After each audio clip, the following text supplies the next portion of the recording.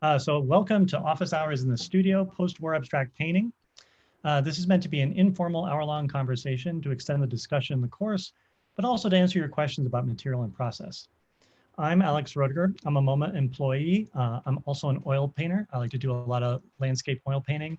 And I'm also a previous student for Studio Postwar Abstract Painting. I do a lot of different types of things at MoMA, mostly working with data analytics, helping out the education department, such as events like this, or moderating the in the studio forums. I also work with digital media and finance departments. Um, so as knowledgeable as I am about oil painting, and as you can see, some of the landscape oil paintings I do, I'm really honored here to be here today with my other two co-hosts, with Michael Duffy and Anny Aviram. And so I'll let them introduce themselves. Anny, would you like to start? Sure. My name is Anny Aviram, and I'm a Paintings Conservator here at MoMA. So glad to be here with you today.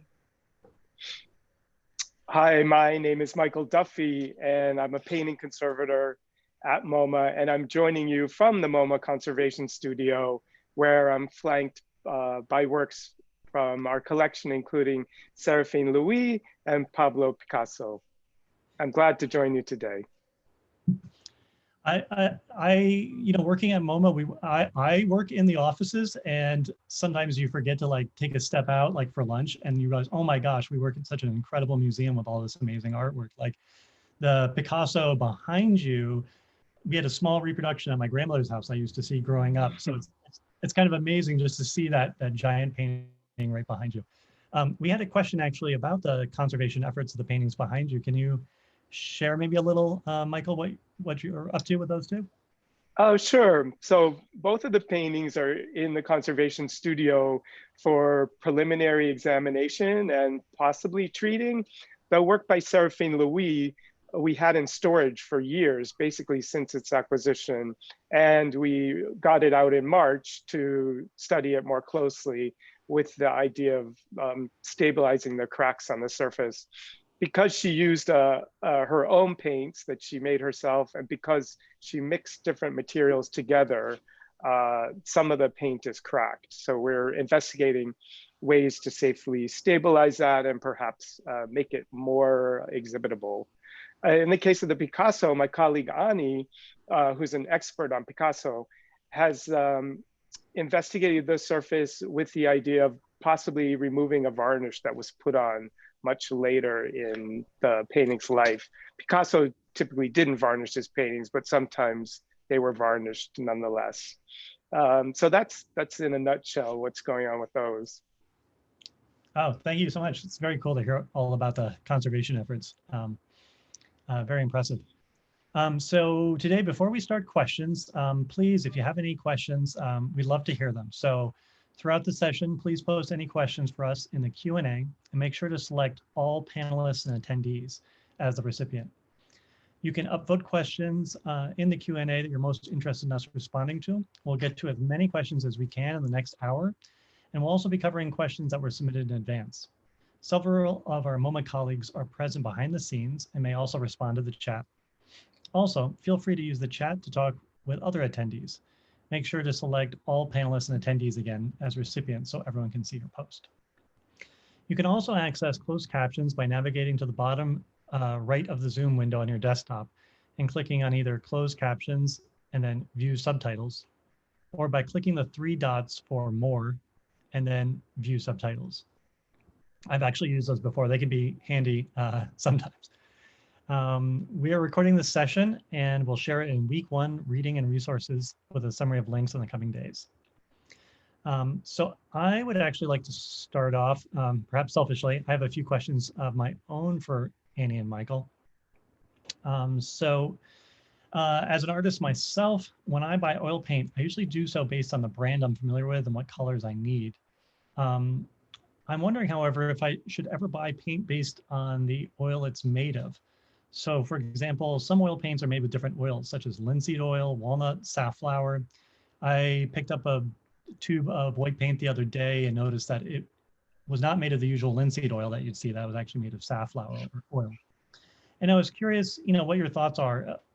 Would there ever be like an instance where maybe I should consider buying a paint based on the oil it's made of? Or, maybe you could just briefly just kind of cover why some paints are made with different oils. That'd be great. So you want to answer that, Michael? So yeah, I think for artists looking for different kinds of paints with different oils, linseed is the most obviously most used, but it also is prone to darkening with age and getting brittle, as all of these oils are, like safflower, walnut, poppy seed oil. Like those kind of oils are in some ways lighter in color, so more suitable for lighter paint. So I would say if you're grabbing that tube of white oil paint, you would probably want to go with another oil other than linseed if you have the choice. But having said that, there are varying degrees of oils that are colorless and more colored. So it really depends on the brand.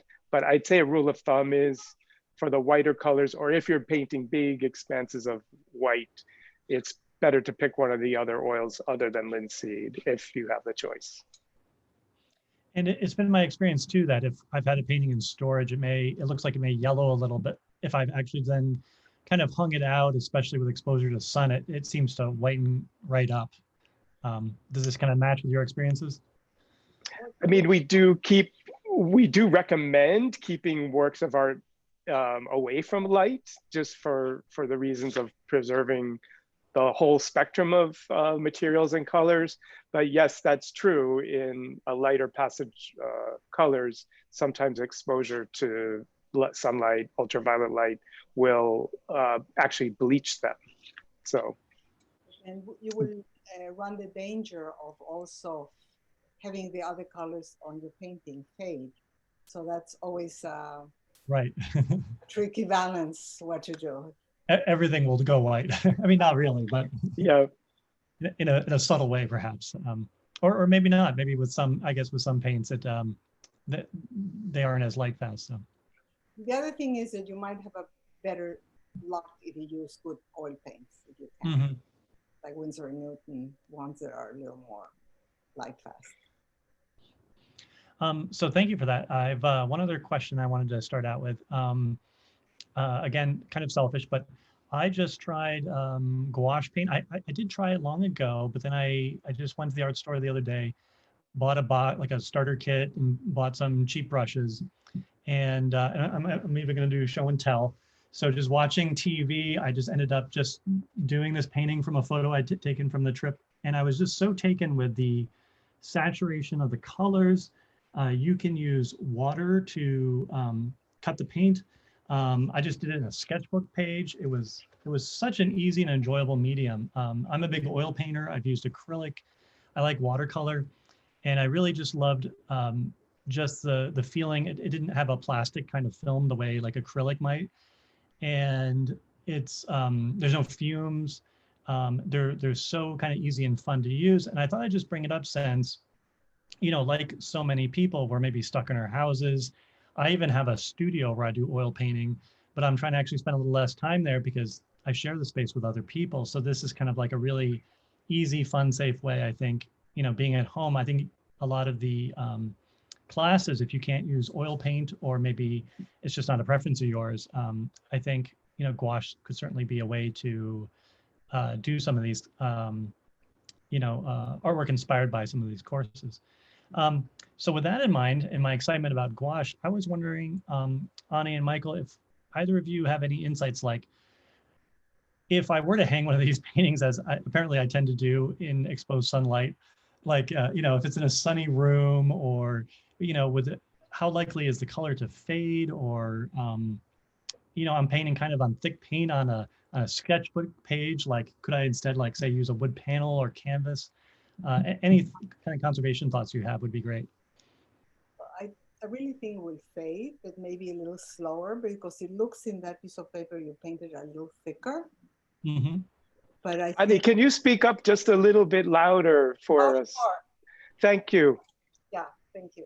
So I'm just saying that in the case of the example you showed, it definitely will fade, but maybe will take longer because it looks like you use the wash a little thick, and because it's so pigmented, the wash tends to be a little bit richer in pigment when you apply it, opposed to watercolors, for example. So, but still, I think it will definitely, with time, will change. So And your different supports. Yeah. Anny, you mentioned before we were talking about this, the pros and cons of using paper or board or canvas. What do you think about those variables? Of course, you know, you will have to, if it's on paper, you want to protect it more, you want to glaze it. And also, you know, the paper will decay faster than canvas. So yes, there's all these options. Definitely paper is a much more fragile support, and the paints are fragile too, and they will discolor with time. Gotcha. But you would be in good company. Aren't our Jacob Lawrence panels gouache on panel? And he typically used thin panels and then put gesso, white gesso on, and then they're painted very thinly in gouache, and they're just gorgeous because the colors are really well preserved and like they were painted yesterday. But we keep them behind glass, and also because they are fragile. Right, but also we keep them under low foot candles in the gallery. So, and we don't show them for too extended periods of time. Of course, now we have a different situation, but typically they're not on view all the time. So we keep rotating as you, I'm sure you've seen that at MoMA, all the works on paper, they're painted whether with wash, watercolor, whatever media they are, they're rotated every 3 months for that reason. So they have an extended life. So all the light exposure, it's accumulative. So that's why we split it. So every 3 months, all the works on paper are switched. And so gouache is a little more light sensitive than oil is, yeah. Yes. Similar to watercolor, perhaps. Yes, yes, exactly. And watercolor even more, painted thinner usually. Right. Okay, gotcha. All right, thank you. I really appreciate it. So let me get some other people's questions. So we have one question. I am 69 and have asthma, so I use water mixable oils. If you have any additional pointers on using those, I would appreciate it. They're also better for the environment. So I guess I'll start with this. I have heard of water-based oils. I tried them a long time ago, and I remember they were enjoyable. I use personally, I just use oil-based paint, mostly that you have to use, some type of oil or solvent to clean. I think that I've heard of people, especially like I think other landscape painters will use it out in the field because they do dry more quickly. So that can be convenient, especially if you're back in the old days when we would actually fly and go places. You can, do a painting in California and bring it on the airplane a little more easily because it'll dry much faster. And I would also suggest, so I think those are the little I know about them. I think they're good paints. I'm sorry I don't have any great tips on using them because I've only used them a little bit. But I would encourage other people to try those, or alternatively, there's a lot of kind of other ways you can clean your oil paint without using turpentine or turpenoid.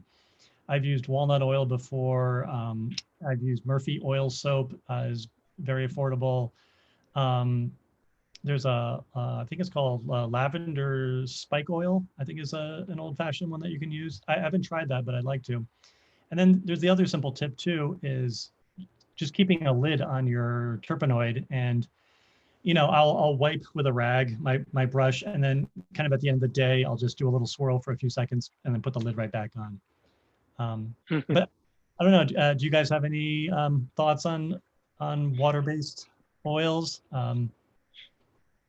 I don't have much experience using them, but I've seen them.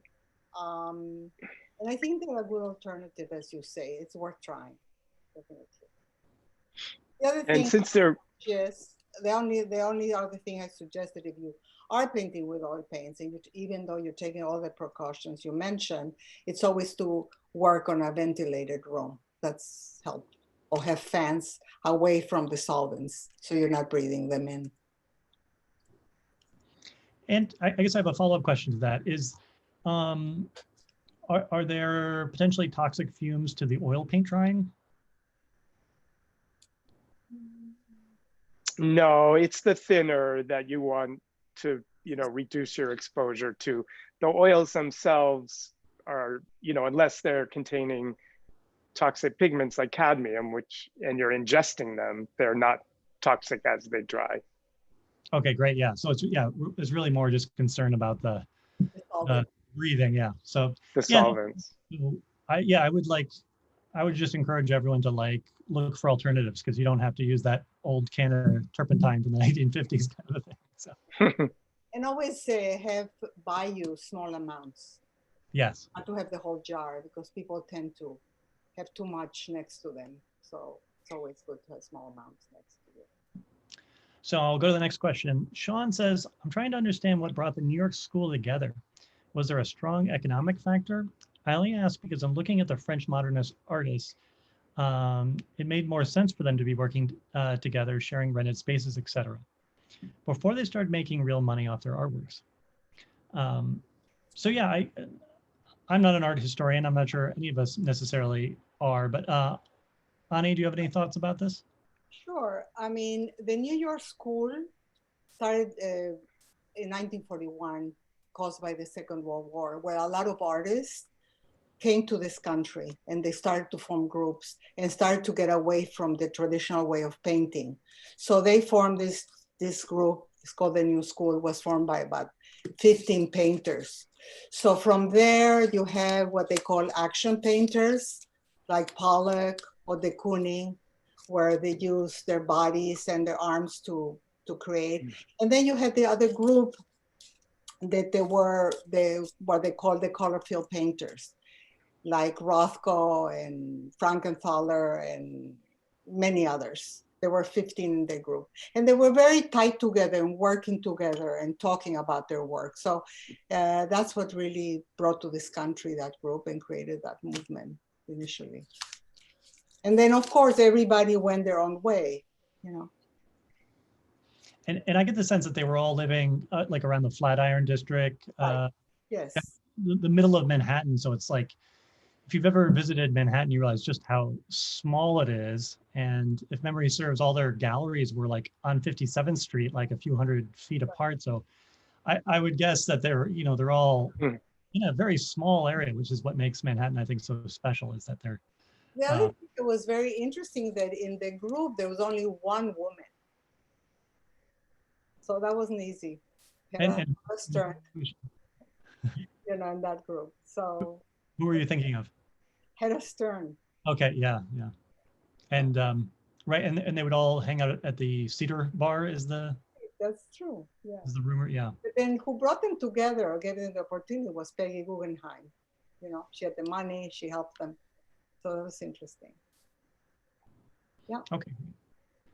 So the next question comes from Hillary. What are the professional standards for finishing, for a finished saleable painting? In other words, how long must an oil painting dry before the painter can sell it? I realize it depends on the thickness of the paint, glazes to impasto. Many resources suggest 6 months to 1 year drying time. Yet I see paintings online, quote, a painting a day, and then offered for sale. And ones I've known in the galleries who sell their paintings not long after they've finished painting them. So I guess I'll start and say, with my oil paintings, I do sell quite a few, and they are certainly not technically dry by the time I often sell them. I do commissions, but I do find that within 3 weeks, they are dry enough to ship.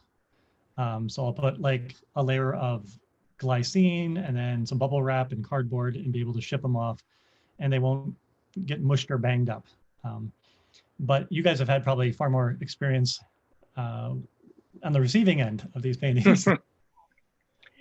Yeah, we've had some incidences where paintings were shipped to us for exhibition that weren't quite dry yet. Basically just came straight from the artist's studio. And I'm thinking of one example was a Cy Twombly painting that was rolled up, by the shipper. But in the meantime, they put paper towels on some of the purple paint because it wasn't quite dry yet. So we had the shock of unrolling this fresh painting to be stretched, and we found pieces of paper towel stuck to the surface. So that was a little bit of a conservation challenge. So that's a warning not to do that, not to roll your painting before it's well dry, and to roll it with an interleaf, not like a paper towel.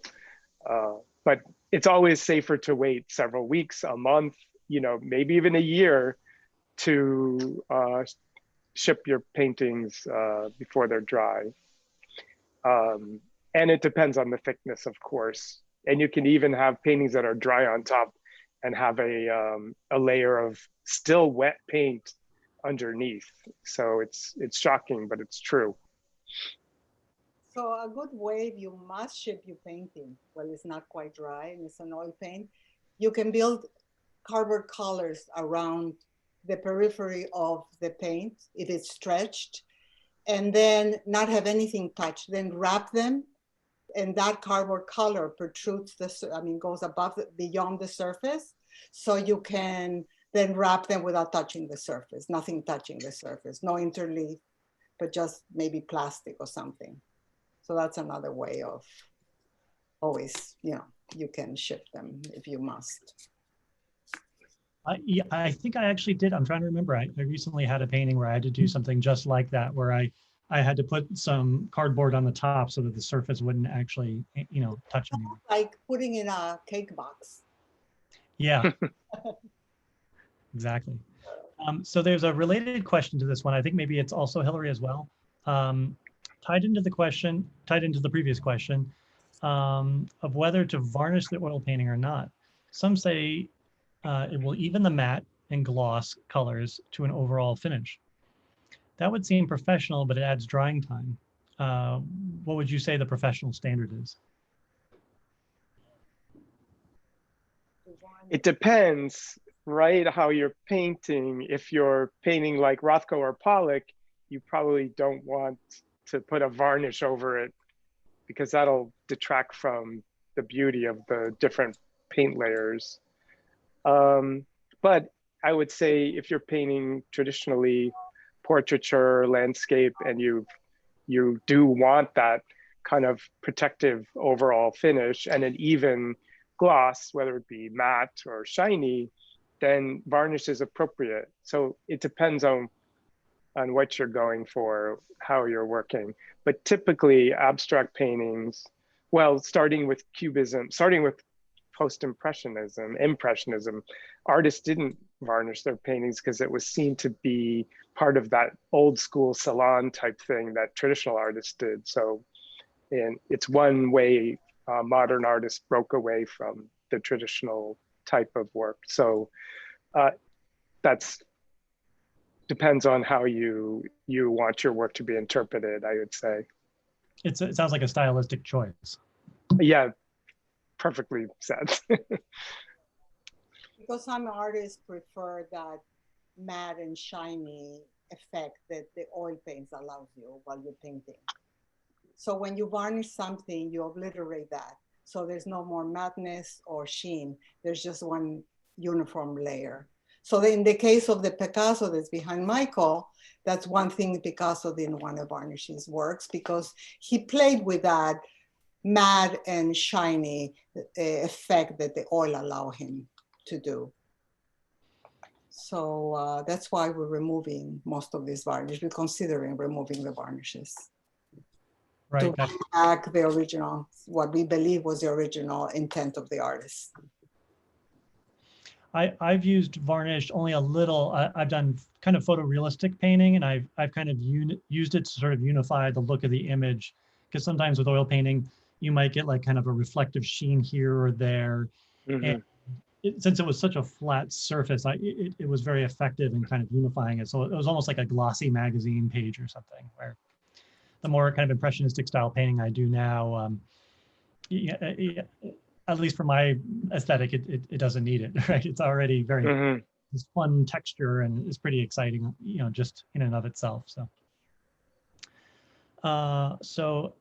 Faina, if I'm pronouncing that correctly, says, "Hi, would you please tell me what is the best varnish for acrylic painting? Thank you."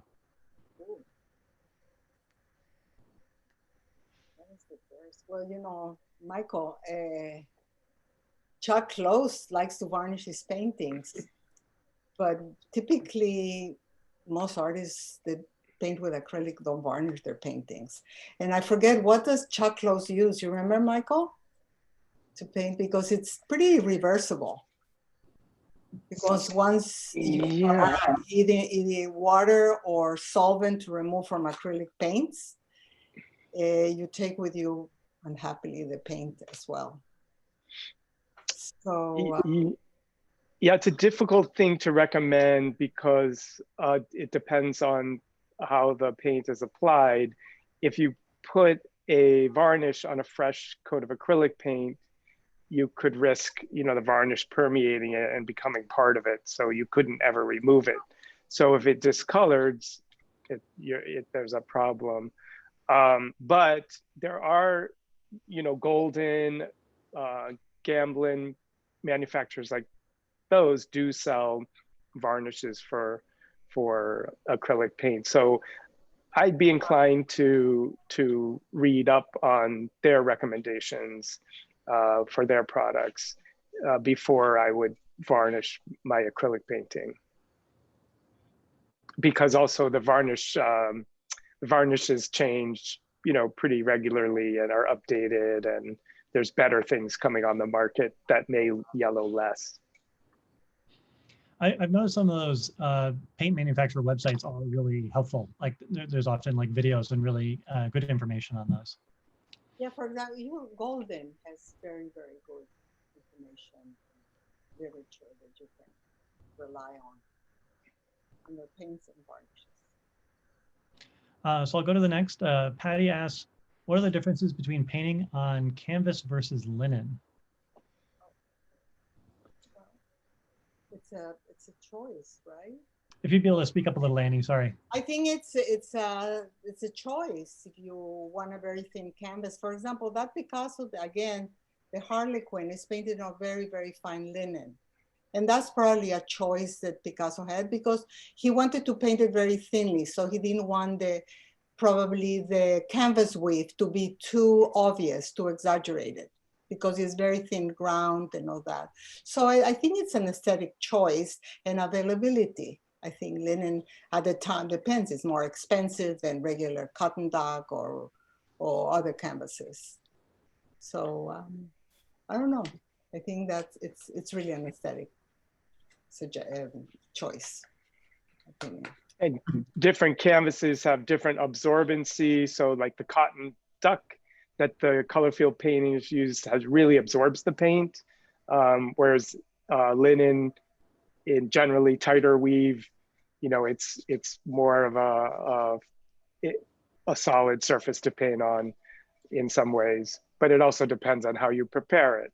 So it's I would say buy the best canvas you can afford and then experiment and see what you like for your particular style.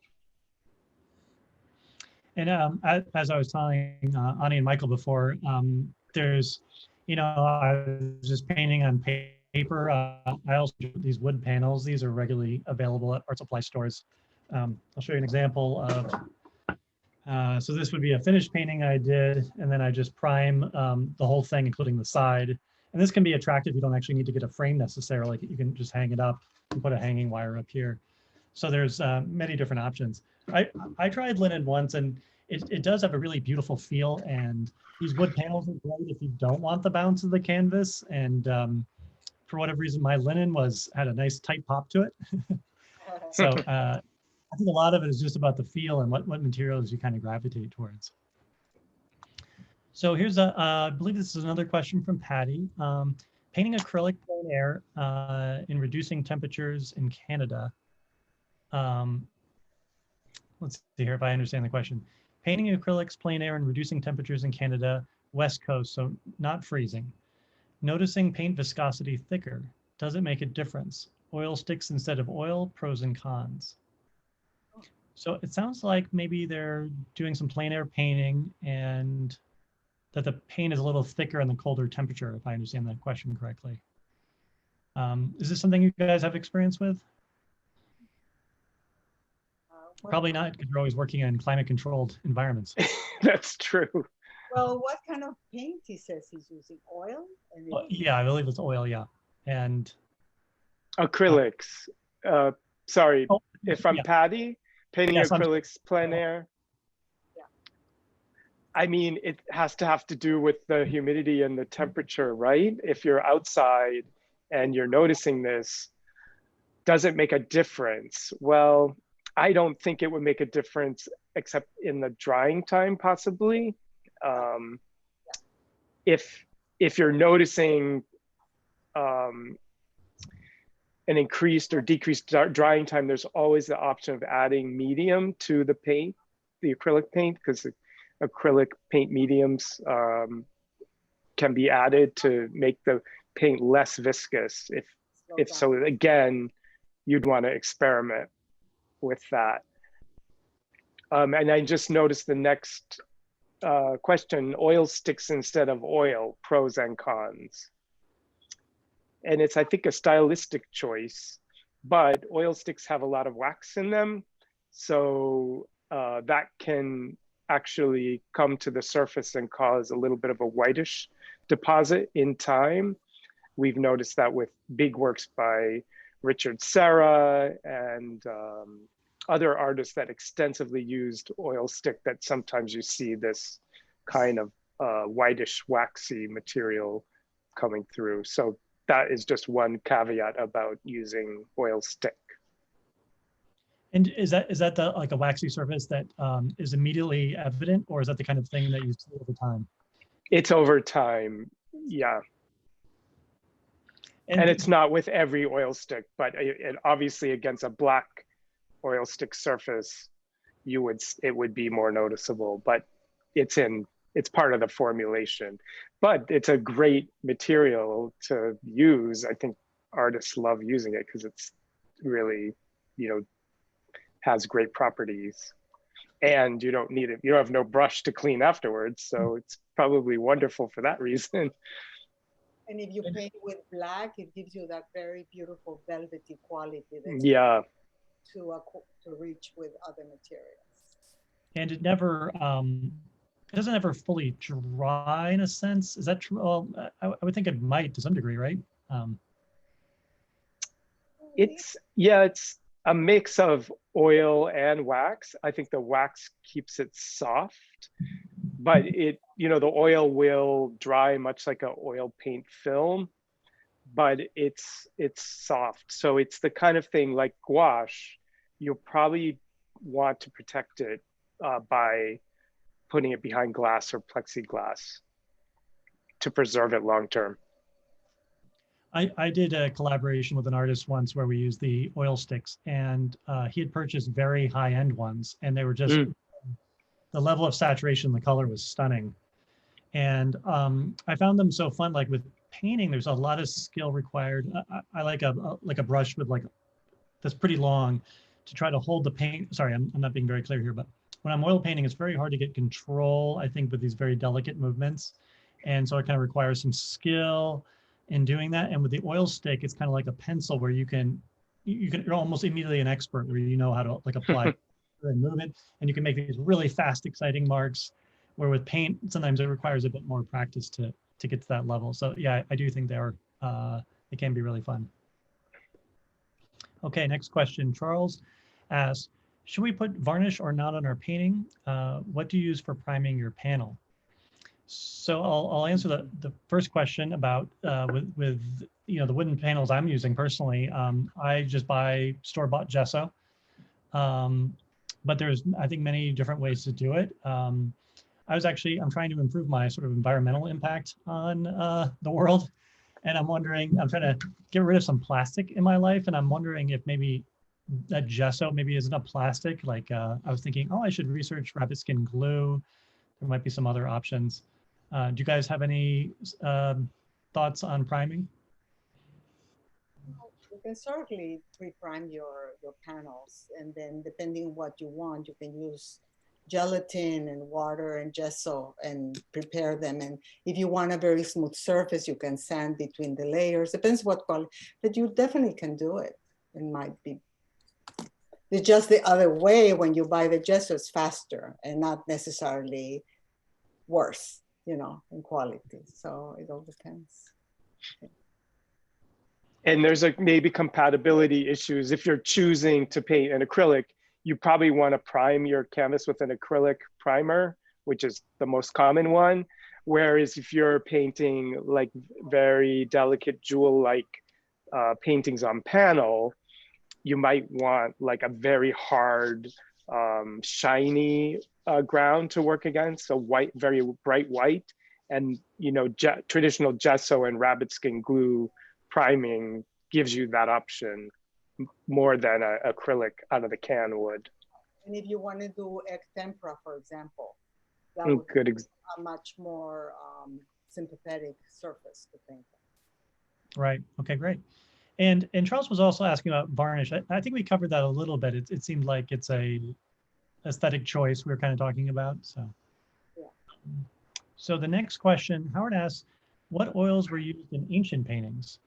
And how do you bring them back to life with more lively colors? Right, that's interesting. Like, if the color's gone, is the color just gone? Like, I guess we would hesitate to say much about bringing them back if it's a matter of their soiling on the surface, which is why they're looking that way. But artists sometimes do use additional layers of oil infused in the paint to give it a more lustrous sheen. So, you know, depending how old your painting is, that's a possibility. But keep in mind, it is something that will darken with age, and then you're faced with the problem of trying to remove it if it gets too dark. So I guess picking maybe a retouch varnish is maybe a good idea, because something like that you can remove more easily. okay, great. And also asking what kind of oils they used in ancient times. I think oil paint has been around maybe for like 500 years, I'm guessing. I mean, maybe it's longer, I don't know. Like, for as long as people have been mixing like dirt and oil together, I suppose. Right, yeah. Longer than we think. So let me keep going since we have 20 minutes. Eduardo asks, hi, Michael mentioned removing the varnish, adding later from Picasso's painting. What are the pros and cons of varnishing oil painting concerning conservation? Well, varnishing oil paintings, I mean, in our collection, in the MoMA collection, a lot of paintings were varnished with synthetic varnish in the 60s and 70s. It was considered a protective layer. So now that we have better environment in the galleries and clean air and a lot of control of temperature and humidity, we now believe that all those varnishes have to come off, just to, as I was saying before, to return the paintings to what we believe and we know it was the intention of the artist. So we don't really varnish paintings that we restore anymore, unless in very unusual cases where you have to put back something.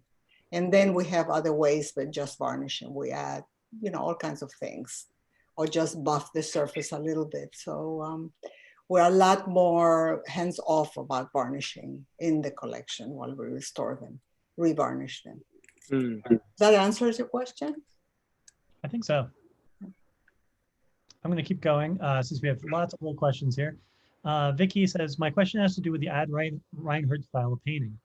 I did 2 batches of black oil paint tinted with a very little primer color and then dissolved in solvent for over a week. I could not get even coverage on my squares no matter how careful I was. Let's see here. I invested in a good brush, did a second batch of paint, but still have streaks and brush marks. Is this just part of the challenge of his style of painting, the black panels? Thank you.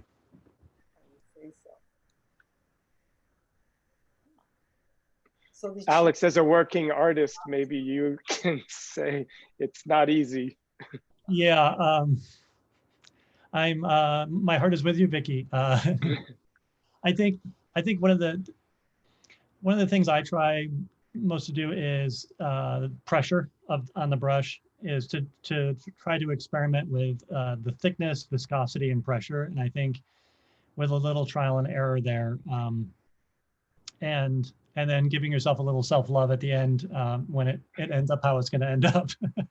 And perhaps using a flat brush as opposed to a round brush is more easy for those type of paint applications. I think probably Reinhardt used a big flat brush, so that's why he was able to get more even coverage than if you're using a small round brush. And practice. That's all he did was those black paintings for years, so he had practice. Well, my heart goes out to you, Vicky. Vicky, keep trying. Monse asks, what do you think about painting abstract art with spray paint? It sounds great to me. I think one of the things that I was really inspired by this course was how they, I think the course really inspired me to think about breaking the rules. And there's no rule saying that you can't do abstract art with spray paint, of course, but it just gets you out of your own conventional thinking. Just go ahead and mix things that people say you shouldn't mix. And if spray paint and abstract art feels surprising and unusual, go for it. If it seems inspiring, I say do it. Diane asks, my favorite medium is gouache. Oh, that's great. Which I often combine with other media. I have a question that is very challenging for me, having to do with matting and framing my work.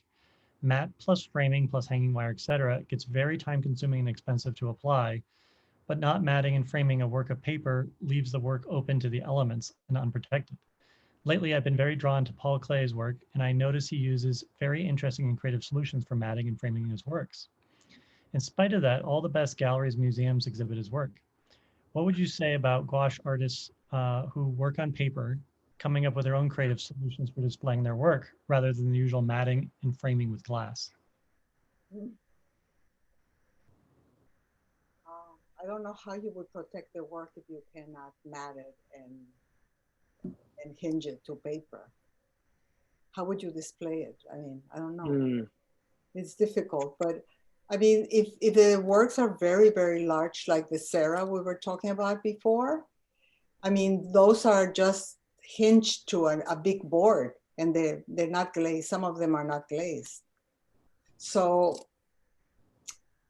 we don't show it too often, and it's tricky to take those chances with works on paper. We certainly at MoMA have everything that's on paper, hinged and matted, and well, not always matted, but hinged sometimes and glazed. But now there's this non-reflective acrylic plexi that we use, that it's expensive, but it's a great solution because the paintings looks almost like there's nothing on the surface. So you don't have the reflection. So a lot of the works now, we have that option. It's expensive, but it makes a huge difference. And maybe you can leave it for special things.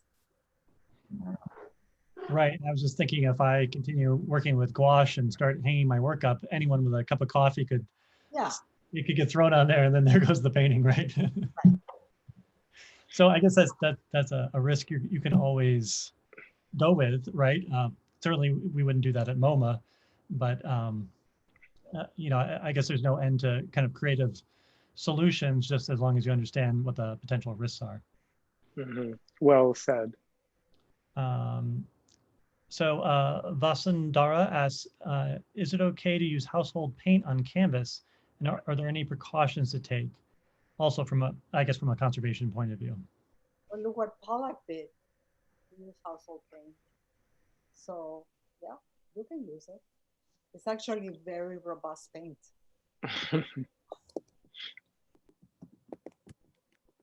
Okay. So let me ask about, we got a couple of questions about flash paint. Has anyone had any experience with flash paints? Let's see here. Yeah, someone recently saw a show done with this paint. I'm not familiar with it. Are you guys? Yeah, it's a flash is a vinyl-based paint that comes in jars. It's water-based, and it's much like gouache. It dries very flat and opaque. It's highly pigmented, and it's you should try it if you like gouache because it has similar properties. It's water soluble. Yeah, it's probably slightly more glossy because of the vinyl binder, and it's very resilient. So the person asking about unframing, I think it was Joanne. Oh no, that's the flash. About using gouache a la Paul Klee.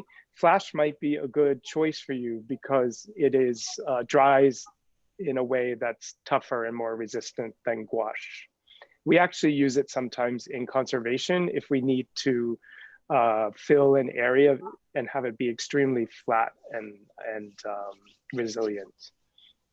Oh, that's great. You've inspired me to go buy some and give it a try. So thank you for the question.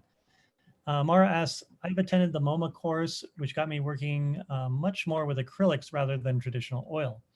I've worked on Pollock style and non-stretched canvas. What do you suggest is the best method for mounting unstretched canvas for framing, in particular a large canvas? So in other words, I think the question is, are there alternatives to mounting and hanging a canvas aside from the stretcher bars that one would traditionally get? I can start by saying I have artists in my studio who don't use stretcher bars, and they will sometimes, I've done this once where they stretch it actually just around a wood panel. So that's certainly one option I've seen. And ultimately not stretch them at all? Is that what? Yeah, and I think the idea is like, how might you present a unstretched canvas?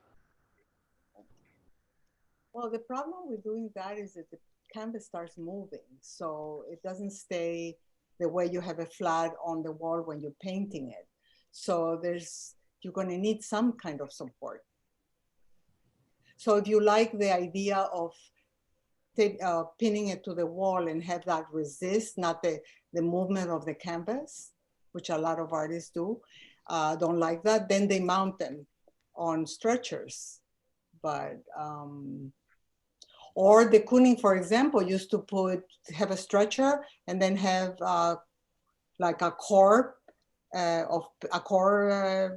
paper that was rigid, and then mounted that on the stretcher and then put the canvas on there. So depends why you will, or you just want to exhibit it unstretched. I don't know. I'm not what size they are.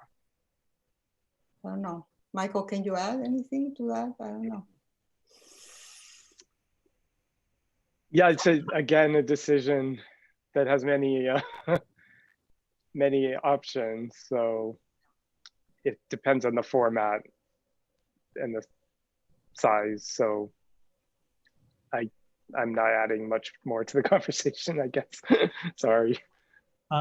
Deborah asks, is painting the sides of the canvas just an artist's choice? What is recommended? Also, what about signing the painting on the bottom? So again, I think this is also another aesthetic choice. I personally don't paint the sides of the canvas. I just leave it as kind of a white, crisp edge, which I think kind of helps frame the work. Again, it's an aesthetic choice as to whether you want to sign your work or not. In my particular case, I don't do it simply because I just want to like let the image sing and I'll sign the back. But many artists have in the past and continue to sign their work on the front. I think it's really just an aesthetic choice. So. And then some artists don't sign until they sell the painting. You know? Oh. So yeah. It's a celebration. You can. Or they don't sign it because they don't feel it's finished. There are many theories, you know, about signing. And then a lot of them sign on the back as you do. Risa asks, can you mix acrylic with oil painting? And a related question, I believe, Elena asks, I had the same question, especially the order. Is there any non-go like acrylic over oil, oil over acrylic that won't work? So I think it's just a general question about mixing acrylic and oil, which is discussed in this course.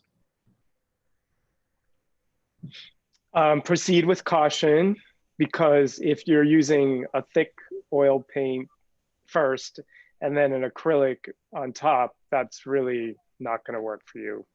But if you're painting, you know, side by side, a little thin layer of oil here and next to it a thin layer of acrylic, you probably could get away with that kind of painting. But just don't start layering them one on top of the other, because you'll get cracks and problems. And if you're trying to make a painting with cracks and problems, then go for it. But and also to mix the two together is not advised because of the oil and water. You know, one's obviously oil-based, the other's water-based. You're gonna have, you know, a mess, basically.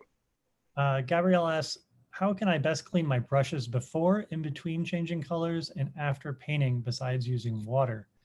What can I do to prolong the life of my brushes?